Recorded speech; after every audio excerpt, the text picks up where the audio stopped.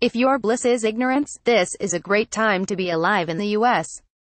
It's always been easy to shut out the facts, especially when they don't confirm your deeply held views on contentious issues. But wouldn't it be even easier if there were no facts at all? That's where the Trump administration comes in.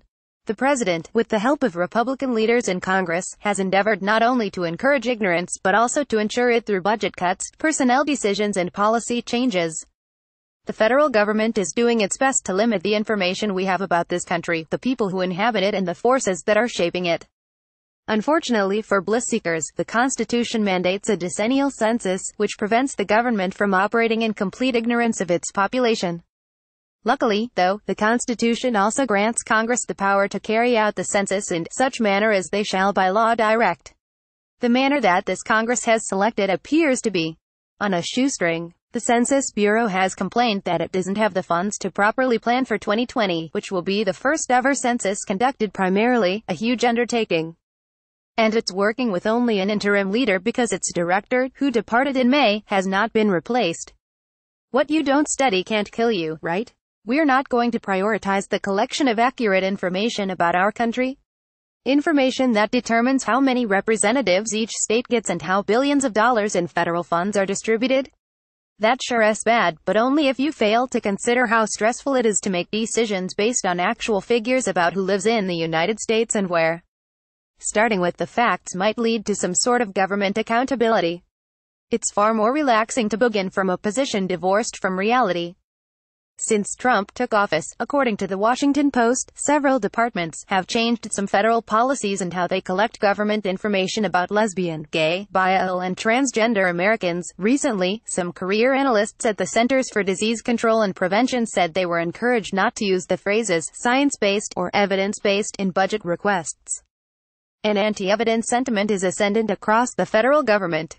This summer, the Office of Science and Technology Policy published a memo on its priorities for the coming year that failed to mention climate change.